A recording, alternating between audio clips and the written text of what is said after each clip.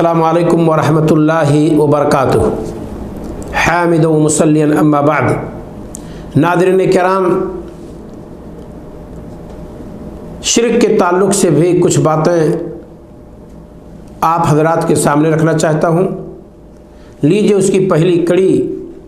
آپ کے حوالے ہے۔ شرک کا لغوی معنی ہے ساجی شریک، اور شرک کی اصطلاحی تعریف ہے اللہ تعالیٰ کی ربوبیت میں، اللہ تعالیٰ کی الوہیت میں، اللہ تعالیٰ کے اسماء و صفات میں کسی اور کو شریک کرنا، اسی کیفیت کے ساتھ جس کیفیت کے ساتھ ہم اللہ رب العالمین کے تئیں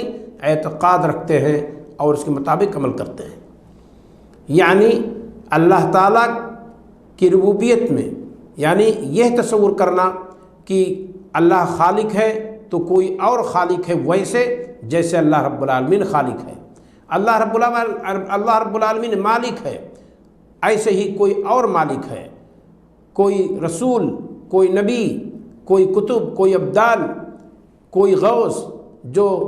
صوفیہ کے ہاں اوصاف بیان کیے جاتے ہیں کتب کے، ابدال کے، جبکہ ان کا تذکرہ کتاب و سنت میں اس طرح سے کہیں موجود نہیں ہے۔ تو یہ اللہ رب العالمین کی توحید ربوبیت میں گویا کہ شرک ہے، شریک کرنا ہے دوسرے کو، کہ اللہ تعالیٰ خالق، مالک، مدبر ہے، اور بندہ یہ تصور کرے کہ اللہ کے علاوہ اسی کیفیت کے ساتھ کوئی اور خالق ہے، کوئی اور مالک ہے، کوئی اور تدبیر کرنے والا یعنی مدبر ہے۔ تو یہ اللہ تعالیٰ کے ربوبیت میں گویا کہ شرک ہے۔ اسی طریقے سے اللہ تعالیٰ کی عبادت ہم اور آپ کرتے ہیں، خواہ وہ مالی عبادت ہو، جسمانی عبادت ہو، مالی اور جسمانی دونوں ہو، یہ تین قسمیں عبادت کی ہیں۔ ان میں سے کسی میں بھی ہم کسی اور کو شریک کریں، مثال کے طور پر آڑے وقت میں کسی اور کو پکاریں، سجدہ کسی اور کے لیے کریں، رکوع کسی اور کے لیے کریں، منت و سماجت کسی اور کے لیے کریں، ذبیحہ کسی اور کے لیے پیش کریں، یہ ساری چیزیں اللہ تعالیٰ کی الوہیت میں دوسرے کو شریک کرنا ہے، لہذا یہ بھی شرک ہے۔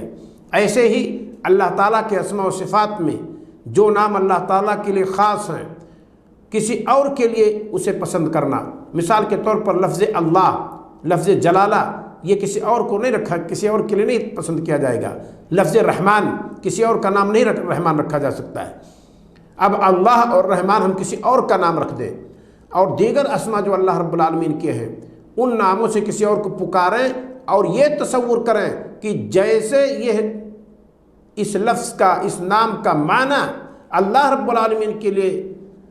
مناسب ہے اور اس کے شایان شان ہے، بعین ہی کوئی بندہ بھی انہی ناموں سے موسوم ہے اور اسی طرح سے وہ بھی متصف ہے، یہ گویا کہ اللہ تعالیٰ کے اسماء و صفات میں شرک ہے۔ تو یہ شرک کی تعریف ہے کہ اللہ تعالیٰ کی الوہیت، اس کے ربوبیت اور اس کے اسماء و صفات میں کسی اور کو شریک کرنا، اور کسی اور کو پکارنا، اور کسی اور کو اس کا حقدار تصور کرنا۔ تو یہ شرک کی لغوی اور اصطلاحی تعریف ہوئی۔ شرک کی قسمیں کی گئی ہیں، اور کئی قسمیں کی گئی ہیں کئی اعتبار سے۔ دو قسم جس پر عام طور پر کتاب لکھنے والے علماء عقائد نے ذکر کی ہے، ایک ہے شرک اصغر اور ایک ہے شرک اکبر، یعنی چھوٹا شرک، بڑا شرک۔ کیا ہے چھوٹا شرک اور بڑا شرک؟ ہم پہلے شرک اکبر کا تذکرہ کرتے ہیں۔ کیا ہے ذرا دیکھیے، ہوا اتخاذ الند الی اللہ سبحانہ وتعالی، یہ ہے کہ اللہ رب العالمین کا شریک کسی کو تصور کرنا، بنانا، بِأَن يَدْعُوهُ، اس طرح سے کہ بندہ اسے پکارے، او یرجوہ، یا اسے امید رکھے، او یخافہ، یا بندہ اسے ڈرے، او یحبہ، یا یہ کہ اس سے محبت کرے، کا محبت اللہ تعالیٰ سے محبت کرنے کی طرح۔ یعنی بندہ کسی ایسی ذات کو اللہ تعالیٰ کے بالمقابل تصور کرے کہ جس ذات کو آڑے وقت میں پکارے، اس سے محبت کرے، اس سے امید رکھے، اس سے خوف کھائے، ڈرے، جیسے اللہ رب العالمین کی عبادت کرتا ہے، اسے پکارتا ہے، اس سے خوف کھاتا ہے، اس سے امید رکھتا ہے، تو یہ ہے شرک اکبر۔ او یذبح لہ، یا یہ کہ اس کے لیے ذبیحہ پیش کرے، کیونکہ ذبیحہ پیش کرنا یہ عبادت ہے مالی، یہ صرف اللہ رب العالمین کے لیے ہے، اور اگر کوئی شخص اسے دوسرے کے لیے کرتا ہے تو یہ شرک ہے۔ او ینذر لہ، یا یہ کہ اس کے لیے نذر کرے، تو نذر و نیاز یہ صرف اللہ رب العالمین کے لیے، یہ بھی عبادت کی ایک قسم ہے، یہ مالی عبادت ہے، اسے بھی اگر پھیر کر کے کوئی دوسرے کے لیے کرے گا تو شرک ہے۔ تو شرک اکبر کیا ہے؟ ہوا اتخاذ الند الی اللہ سبحانہ وتعالی،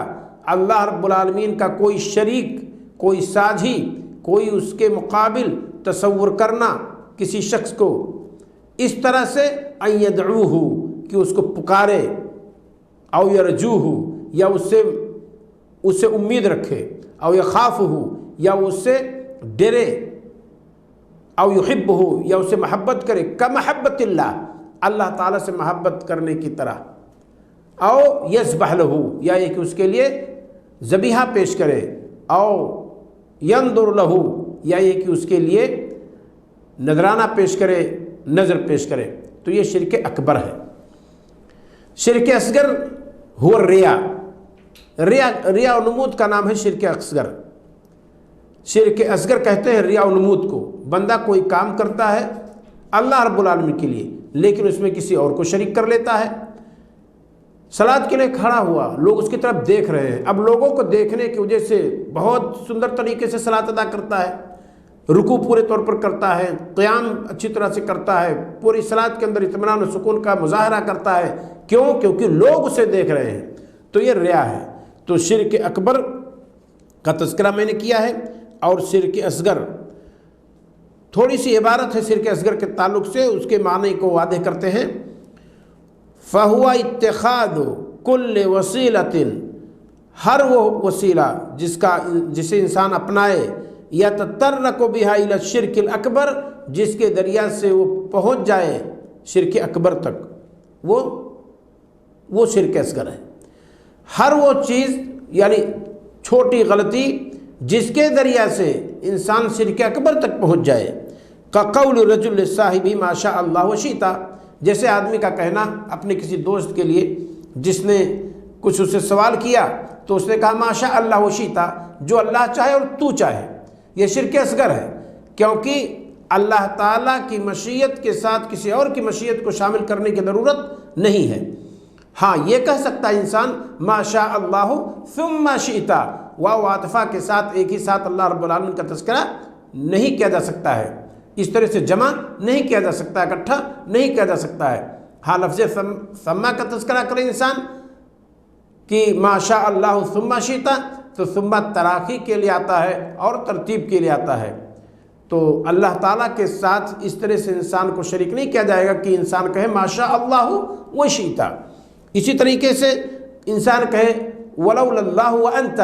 ولولا اللہ وانت، اور اگر تو نہ اللہ نہ ہوتا اور تو یہ کام ہو جاتا، تو یہ انسان کو نہیں کہنا چاہیے، بلکہ اللہ تعالیٰ کے ساتھ کسی کو شریک نہیں کیا جائے گا اس طرح سے۔ اسی طریقے سے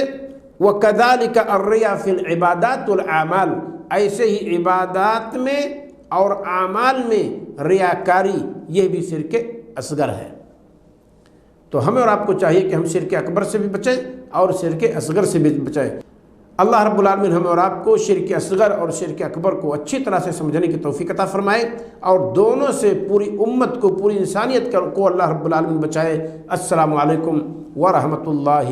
وبرکاتہ۔